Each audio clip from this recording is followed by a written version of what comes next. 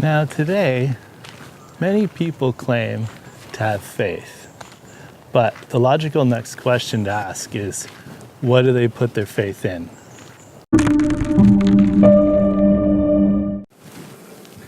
Hey guys, welcome to the video today. Inside again to start. It's a pretty nice day. Going to maybe start in here again and then head out and go out into the wilderness, out in the nature. But anyways, guys, last week we read about Jesus casting out this legion of demons, right? And sending the demons into these pigs that ran down and went into the water. It was a pretty amazing story. And also we learned about how Jesus sent that man that he saved as the first sort of evangelist to go and tell the people what Jesus had done for them.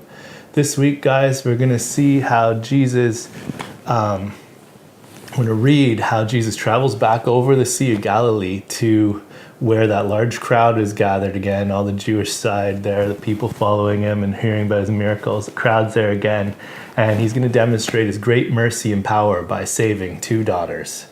And before we read today's Bible passage, I'd like you guys to think about these two questions. Number one, does the Bible ever contradict itself? So think about that. Does the Bible contradict itself? And number two, second question I want you to consider is, does faith heal or does Jesus?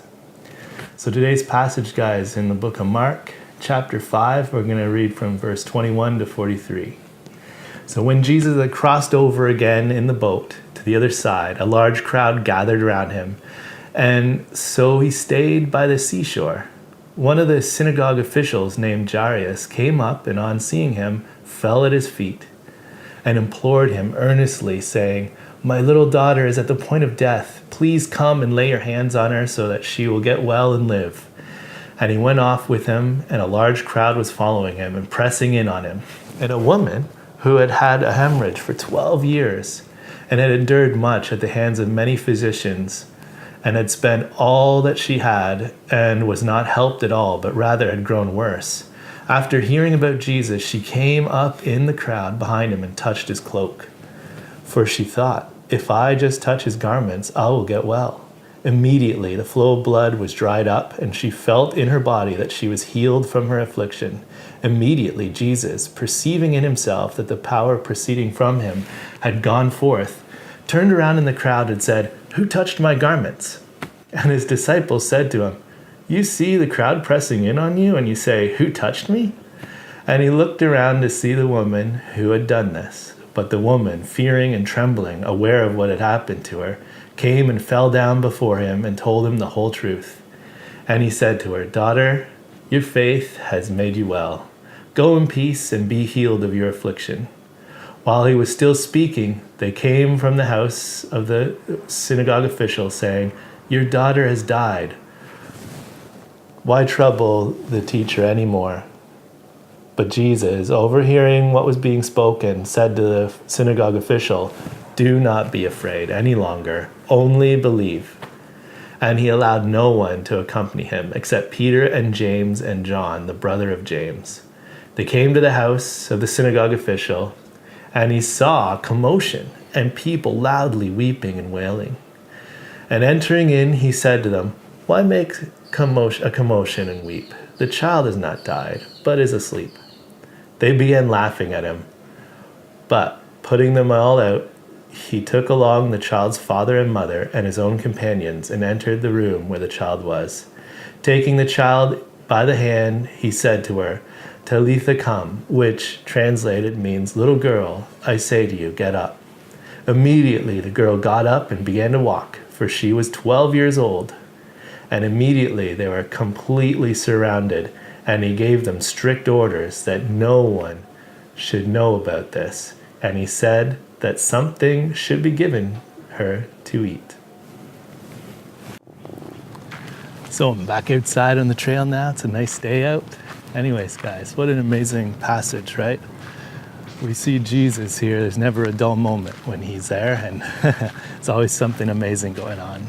He's always being approached by crowds, and again, as he crosses over the Sea of Galilee back to the Jewish side, we see there's a big crowd waiting for him. And this time, there's a man named Jairus who comes in faith and falls at Jesus' feet, asking him to save his daughter from death.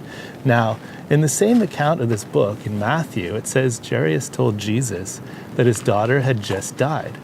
And some skeptics say that this is a contradiction, and therefore there's an error in the Bible. This, however, is not true, right? Both Matthew and Mark are telling the same account from different perspectives. The apparent contradiction is that in Matthew's account, the daughter is dead, whereas in Mark and Luke, Jairus says his daughter is only near death. There are two explanations for this, though. One is that Matthew simply omitted the first statement of Jairus, where he tells Jesus that his daughter is near death. And in Mark's account, we see that Jairus later finds this out, and some people come and they tell him to not bother the teacher, right? Because, hey, his daughter's died. So in Matthew's account, he simply jumped to the point where Jairus had already learned this, and once again falls at Jesus' feet to ask Jesus to come and save his now dead daughter. But the other possible explanation for this is that the Greek word for near death that is used, it can also be translated either henceforth or hereafter. And if this is the case, then Matthew simply placed the emphasis on the latter. In either case, though, guys, there's no contradiction. It's only an apparent contradiction, which is easily explained. So, to answer the first question, remember that question I asked you to think about. Does the Bible contain contradictions? Well, no, it doesn't. God's word's perfect. There are no contradictions. And there might be an apparent contradiction, like the one I just pointed out. But whatever you see this in Scripture, that you think there's a contradiction or you see an apparent contradiction, we must make sure that we are examining the same event, right? And don't take words out of context. Recognize that any figures of speech or poetic language is being used, and also you have to be aware of any translational issues of words from the original, right? From the original Greek, Hebrew, Aramaic. When they translate that into English, you got to go back to the original language sometimes to see these things.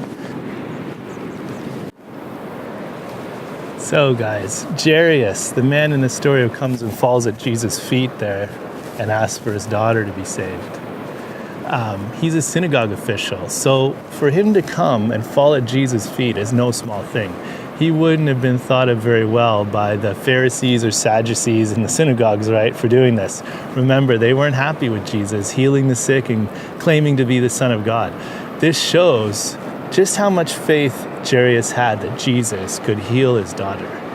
And also in this story, we see the older woman, the other daughter that Jesus calls her in the story, who had been bleeding for 12 years, suffering so much. Also, she had great faith, right? What does she do? First of all, she thought, hey, if I can just touch Jesus' clothing, that's going to be enough to heal me. Both Jairus and this woman had great faith. Now, that brings us to the second question I asked you to consider. Remember the second question was, what? Is it faith? Sorry. Is it faith? Or is it Jesus that does the healing? Now, this is a bit of a trick question because faith always needs an object. Faith is not a noun. It is a verb. It's an action. The Bible is very clear that faith, without works, it's dead. And faith is a verb. It requires someone to do it, right? Faith needs an object to have faith in. In the case of Christianity, that object is a person. It's the person of Jesus, the Son of God. So, the answer to the question is that no faith in and of itself does anything to heal. It's not that. It's the object of that faith that does the healing, and that's Jesus Christ. Both Jairus and the woman, right, they both recognize this. The woman, with her bleeding, put her faith in Jesus to heal her. Jairus put his faith in Jesus to heal, come lay hands on his daughter and heal her. Their faith was rooted in Jesus himself. They knew that he was the one who had the power to heal. Not their faith, not some nebulous faith. It was Jesus. It was their faith in him that was so great that they knew Jesus could heal them. Now today, many people claim to have faith, but the logical next question to ask is, what do they put their faith in? Right? Some people say they have no faith, but that, I believe, is simply impossible. They too have to have faith, because we all need to have faith simply for the very reason that we do not know everything. We are not all knowing like God. We do not have all knowledge. Therefore, we need to have faith. We need to have faith because we don't know everything. So therefore, we're going to put our faith somewhere, and we require it. The question becomes, though, what are you putting your faith in, right? Are you putting it in Jesus? Like in this story of these two people, of Jairus in this moment, are you putting it in Jesus? Or are you placing it somewhere else? Right? Maybe you're placing faith in yourself. Maybe you're placing faith in science. Maybe you're placing faith in the universe, right? In nature to take care of you, right? Faith always needs an object. Now, in this Bible passage today, guys, we can see that Jesus rewards our faith in him. And in the book of Hebrews, we can also read this. In Hebrews chapter 11, verse 6, here's what it says. It says, and without faith, it says it's impossible to please him. To please who? To please God. For he who comes to God must believe that he is, and that he is a rewarder of those who seek him. So, how do we get this faith in Jesus? Well, it's a free gift to everyone who acknowledges their sin before God and repents. Turns away from it. That's what that means. Turn away from your sin.